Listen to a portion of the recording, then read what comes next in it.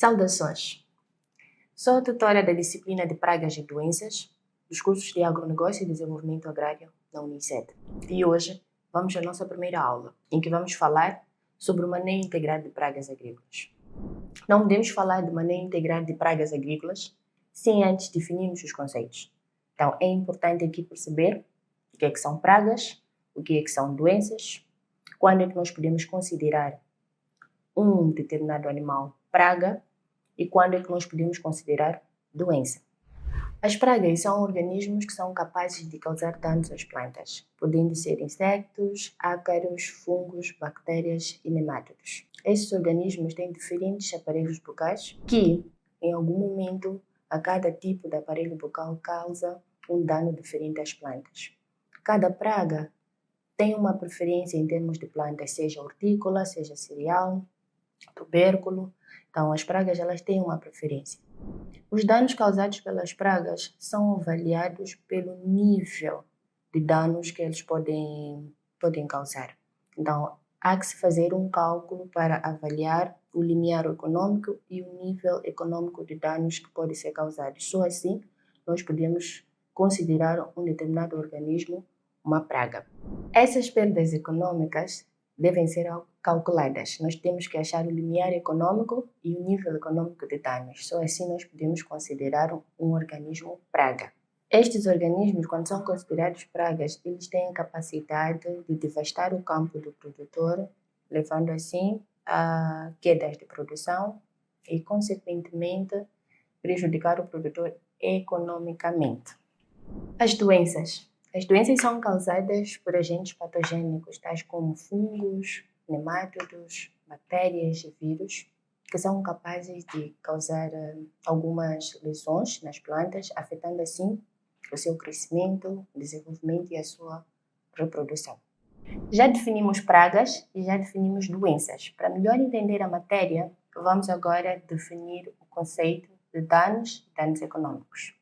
Danos são alterações físicas, estruturais e fisiológicas causadas às plantas pelas pragas e pelas doenças. Danos econômicos referem-se às perdas financeiras causadas pelas pragas e doenças, afetando a produtividade e a qualidade do produto final.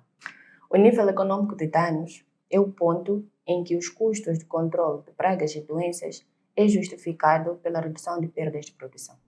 Para a aplicação do manejo integrado de pragas e doenças, é necessário conhecermos os princípios fundamentais.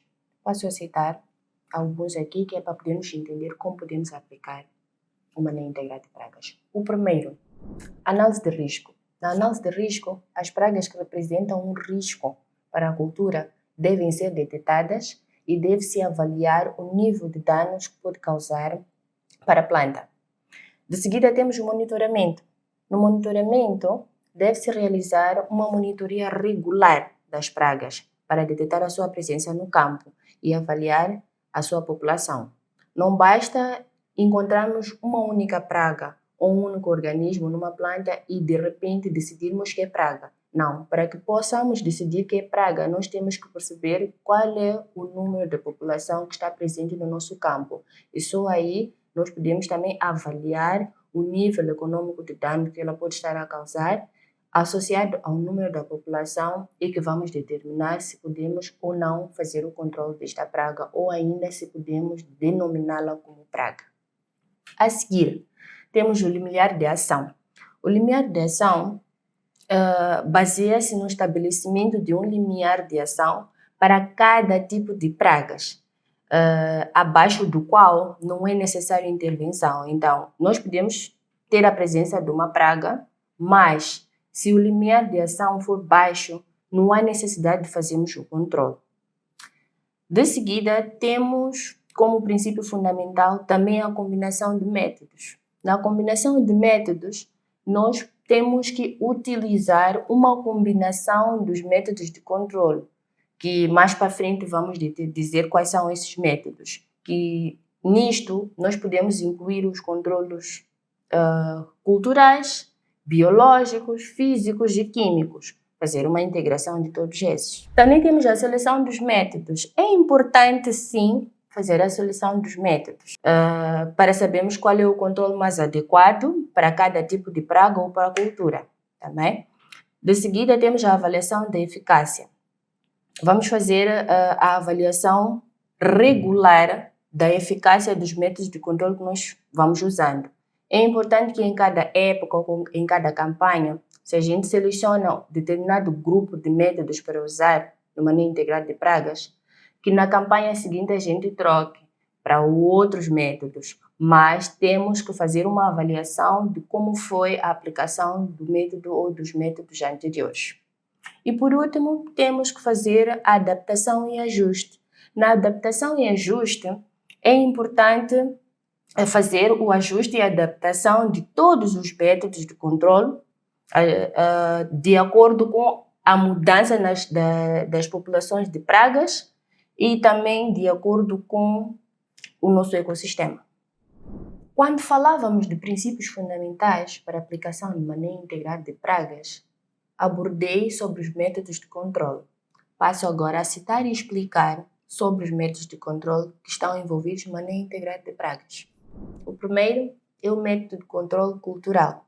Aqui faz-se a modificação das práticas agrícolas para reduzir a atratividade do local para as pragas.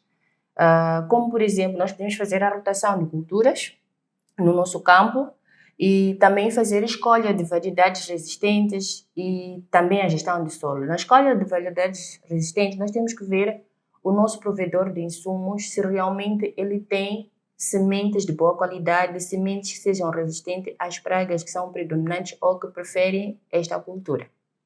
De seguida, temos o método biológico. No método biológico, aqui faz-se o uso de organismos benéficos, como é o caso de parasitoides e alguns predadores, que é para poder controlar as pragas. Também temos o método físico. No método físico, aqui faz-se o uso de barreiras físicas, como o caso de algumas telas, coberturas e filme plástico, vidro, que é para poder prevenir a entrada de praga nos cultivos. No método químico, este é o mais conhecido e o mais aplicado, principalmente na produção comercial. O método químico utiliza pesticidas químicos, né, de forma seletiva e apenas quando necessário.